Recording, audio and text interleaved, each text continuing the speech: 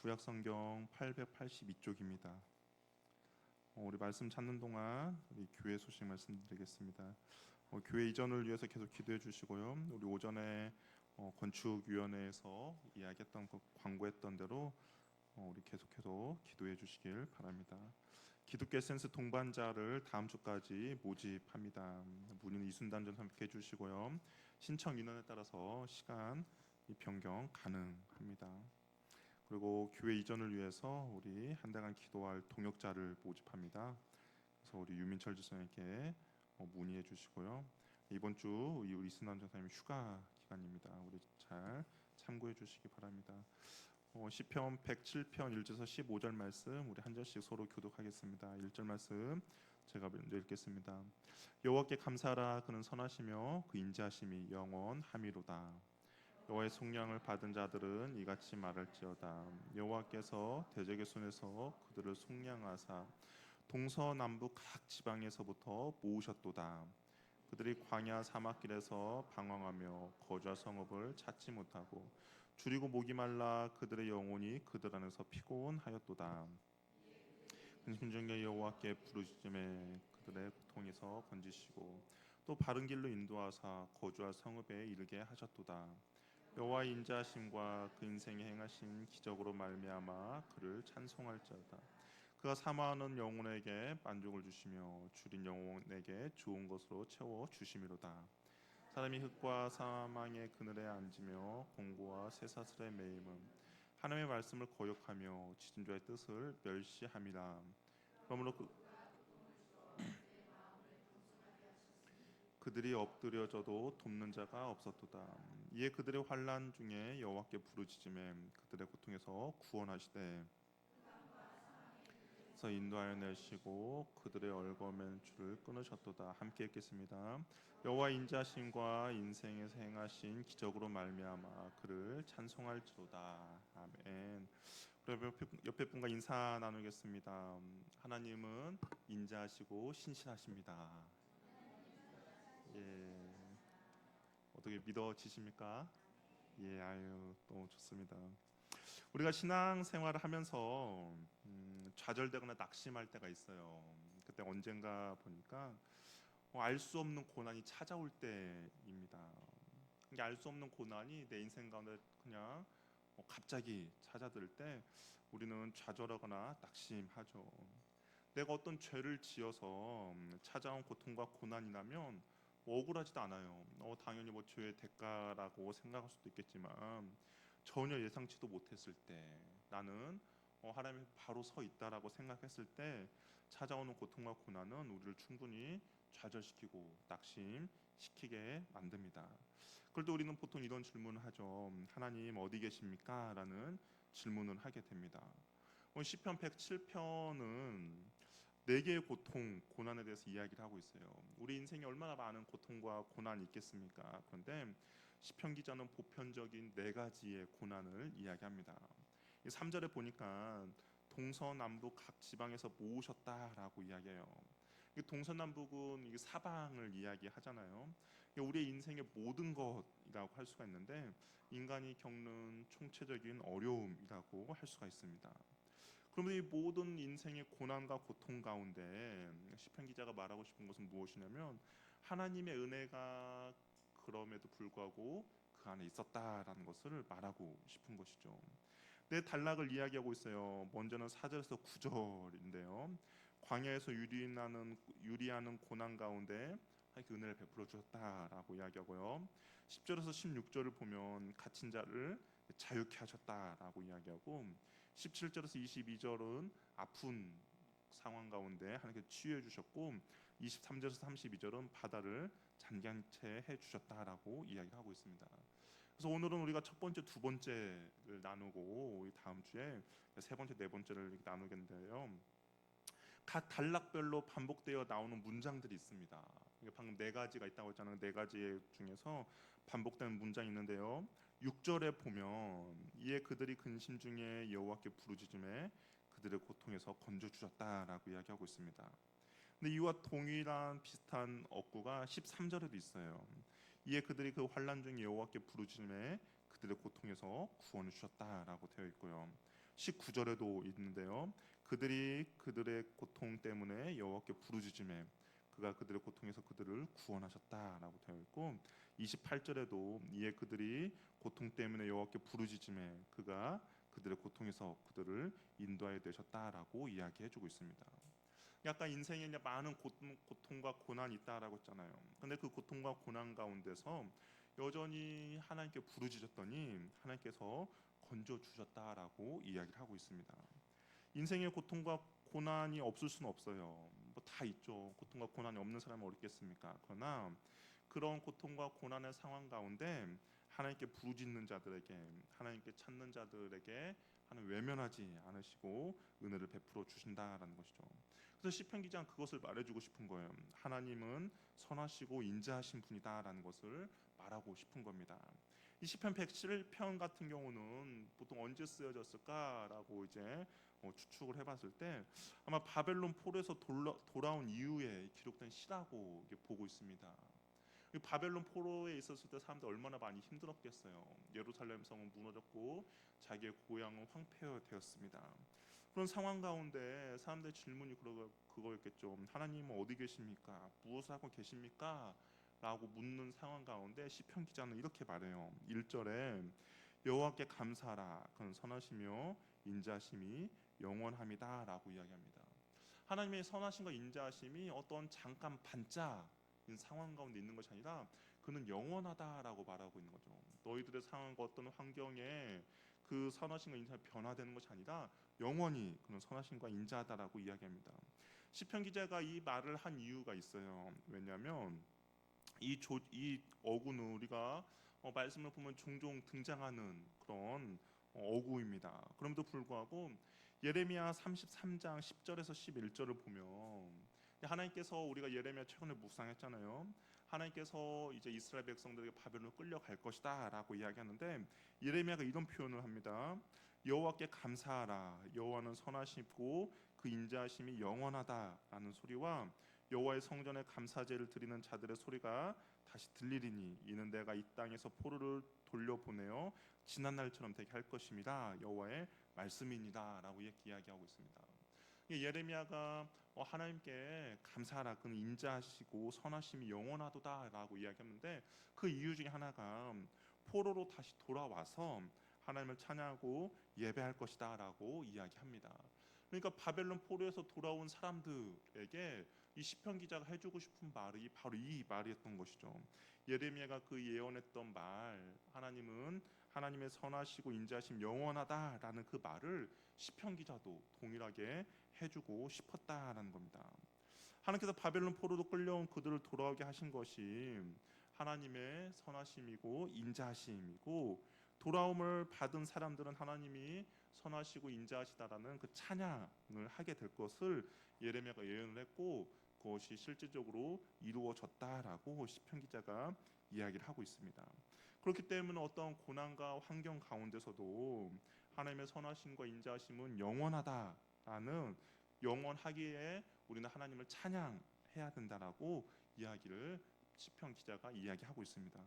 그럼 과연 그 고난 가운데 어떤 고난이 있고 우리는 그 상황 가운데 어떻게 해야 되는지를 좀 자세히 살펴보면 첫 번째 고난은 4절에서 5절 말씀입니다. 우리 한번 읽어보도록 할게요. 한번 읽어보겠습니다. 시작.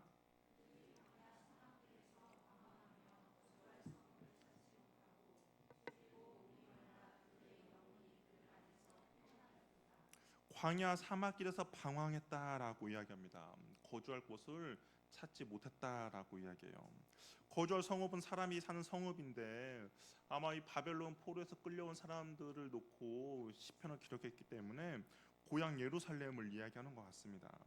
바벨론 포로들에게는 바벨 포로는 이들에게 마치 광야와 예루살렘 고향 광야와 같은 곳이죠. 굶주렸고 목말랐으며 피곤하고 방황과 근심의 나날이었습니다. 피곤하다라는 이 단어 안에 수위를 입히다라는 뜻이 있어요. 이게 쇠약하다는 뜻이죠. 그러니까 이 죽을 지경, 우리 이제 죽을 지경에 있는 그런 상태를 표현합니다. 아무 희망도 소망도 없는 상황이죠. 광야에서 이리저리 헤매이다가 결국에는 죽을 수밖에 없는 그런 모습입니다. 그런데 하나님의 언약 백성은 그것으로 끝이 아니다라는 것이죠. 시편 기자가 아까 1절에 뭐라고 이야기했습니까? 여호와께 감사하라, 그 선하시며 인자하심이 영원함이로다. 너희의 고통 고난 광야에서 헤매이고 죽을 것 같은 정말 그 상황임에도 하나님은 선하시다라는 것이죠. 선하시기에 그가 하는 모든 일은 결국 선입니다. 인자하심은 우리가 아는 것처럼 헤세드인데요, 하나님의 사랑인 거죠. 이게 하나님의 한량없는 그 선하심과 사랑하심이 너희들의 그 고통과 고난 가운데서도 여전하다라고 시편 기자가 이야기를 하는 겁니다. 이들이 바벨론 포로로 끌려간 이유는 어떤 이유 없는 건 아니었죠. 이들이 하나님을 버렸습니다. 우상 숭배였죠. 하나님을 신뢰하지 못했어요. 그럼에도 불구하고 시편 기자가 계속 또 이야기하는 것은 하나님은 선하시고 인자하시다라는 거죠. 그 이유에 대해서 왜 이렇게 이야기하냐? 우리 6절 말씀 한번 6절 7절 말씀 한번 읽어보도록 하겠습니다. 시작.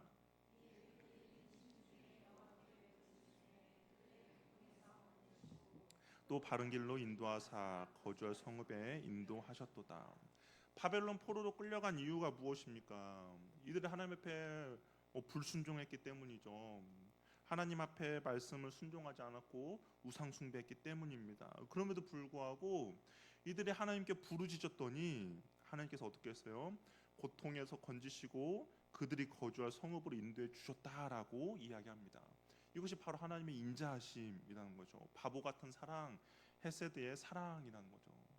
우리 한번 생각해 보세요. 누군가 나에게 우리 흔히 말해서 칼을 흔히 말해서 믿는 도끼에 발등을 찍혔다라고 한번 생각해 봅시다. 누군가 나에게 그런 행동을 했어요. 근데 그 사람이 와서 미안하다, 잘못했다라고 할 경우에 여러분은 그 사람을 온전히 용납하고 받아줄 수 있겠습니까? 쉽지 않죠. 사람은 쉽지 않습니다. 내가 발등은 아니더라도 너의 손등이라도 한번 내가 찍어보고 너를 받아줄게라고 생각하는 게 사람의 마음인데, 근데 하나님은 그렇지 않다라는 거예요. 분명히 이스라엘 백성들이 잘못했습니다. 이스라엘 백성들이 우상을 섬겼어요. 하나님을 멀리했어요. 그 찾아오는 고통 가운데, 그런데 그 고통 가운데서 하나님을 찾았더니 하나님께서 그들을 건져내 주시고 거주할 성읍도 허락해 주셨다라는 것이죠. 우리는 하나님을 버리고 떠나더라도 하나님은 언제나 우리를 바라보고 계시는 것이죠. 우리는 하나님을 등지고 살아가도 하나님 여전히 그 자리에서 다시 돌아올 것을 기대하며 서 계시는 분이다라는 겁니다.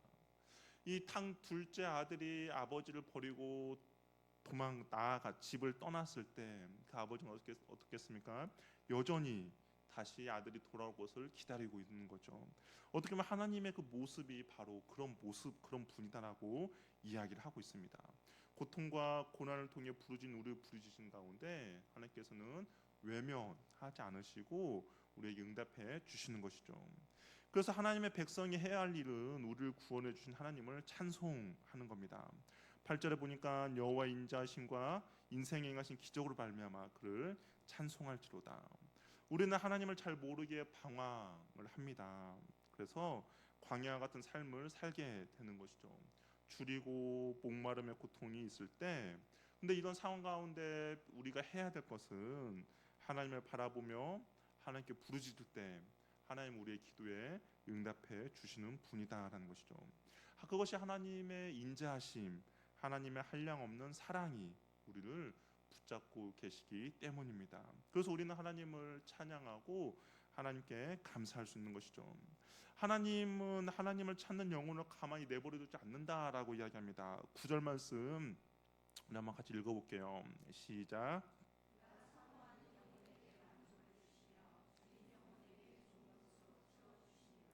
비록 잘못을 해서 하나님을 떠났더라도, 하나님을 멀리했더라도, 그러나 그곳에서 다시 돌아서서 하나님을 갈망하고 찾고 구하는 자들에게 하나님은 선하심과 인자하심을 맛보게 해 주신다라는 것이죠. 가장 좋은 것으로, 가장 필요한 것으로 채워 주십니다. 고단한 인생의 나그네 길을 걸으며 광야를 헤맬 때 하나님을 찾고 구하는 자들에게 하나님 구름 기둥과 불 기둥으로 인도해 주시며 반석에서 물을 내어 주시고 만나를 허락해 주신다라는 겁니다. 우리의 상황과 환경이 어떠하든지 우리가 포기하지 않고 붙잡아야 할 것은 무엇이냐? 하나님을 찾고 하나님을 구하는 것이죠. 비록 내가 죄로 인하여서 하나님과 멀리 떨어져 있더라도 우리는 돌아서서 주님을 찾고 간구하며 나아갈 때 하나님께서 우리에게 가장 좋은 것으로 채워 주신다라는 겁니다. 그것이 하나님의 인자하심과 선하심인 것이죠. 이것은 절대로 변하지 않는 하나님의 성품임을 꼭 기억하시기를 바랍니다. 두 번째 고난은 어떤 고난이었냐? 우리 10절 말씀 한번 같이 읽어보도록 하겠습니다. 읽어볼게요. 시작.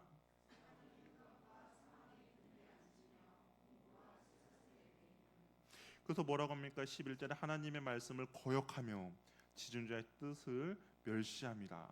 이 하나님의 말씀을 거절함으로써 이러한 힘든과 어려움이 찾아왔다라고 이야기를 하고 있습니다. 왜 이런 고난을 당했나? 스스로 교만하여 하나님의 말씀과 뜻을 멸시했죠. 하나님의 말씀을 따르는 것이 아니라 나의 생각과 나의 뜻을 따랐습니다. 하나님의 말씀 가운데 순종하지 않았어요. 내가 스스로 주인이 되어 내 마음대로 살아갔습니다. 어찌 보면 이 두 번째 고난은 개인적인 고난보다는 이스라엘 백성들에 있어서 공동체적인 고통과 고난이라고 할 수가 있습니다. 바벨론 포로로 끌려가기 전 이스라엘 백성들의 그 사회 모습은 어땠습니까? 하나님의 말씀 가운데 불순종했죠. 그래서 어떤 결과들이 나타났냐면 우리가 선지서들을 쭉 보면 객과 고아와 과부, 그러니까 당시의 사회적인 약자들이 살아가기 어려운 상황과 환경이었습니다. 공의와 정의가 사라져 버렸어요. 하나님께서 말씀하신 이웃 사랑에 대한 그 말씀이 실천되지 않는 모습이었습니다. 그래서 하박국 같은 선지서를 보면 제사장과 지도자들에 대해서 책망을 하는 경우가 많이 있습니다. 그 제사장들과 지도자들이 회개의 촉구를 했죠. 하나님의 말씀을 버렸다라고 이야기합니다. 낮은 위치에 있는 사람들을 돌보지 않았다라는 거예요. 하나님의 공의와 정의가 사라졌다라는 이야기가 많이 등장합니다. 결국 하나님 사랑을 실패한 이스라엘 백성들의 그 모습이 무엇으로 나타났느냐? 이웃사랑에도 실패한 모습으로 나타나게 된 것이죠. 그러니까 이웃사랑에 실패한 것이 그냥 단순히 이웃사랑만 실패한 것이 아니라 하나님 사랑에서 실패한 그 모습의 결과가 이웃사랑의 실패의 모습으로 나타났다라는 겁니다. 하나님의 말씀에 순종하는 것은 이웃사랑, 형제사랑으로 나타나는 것이죠. 내가 누군가를 사랑하면 그 원하는 것을 해주고 싶어합니다. 그래서 우리가 하나님을 사랑하면 그 하나님의 말씀, 하나님의 말씀에 이웃사랑, 형제사랑이 나타나기 때문에 내가 그 사랑을 온전히 실천하며 나아가는 것이죠. 그래서 요한 1서를 보면 요한이 이렇게 이야기하죠. 하나님의 말씀대로 순종하는 것이 결국 형제사랑으로 나타난다라고 이야기를 합니다. 하나님의 말씀에 실패한 이스라엘 백성들이 바벨론 포로로 끌려와서 감옥과 같은 생활을 하던 이스라엘 백성들이 그곳에서도 여호와께 부르짖었어요. 그랬더니 인자하신 하나님 어떻게 하셨습니까? 우리 13절, 14절 말씀 한번 같이 읽어보도록 하겠습니다. 시작.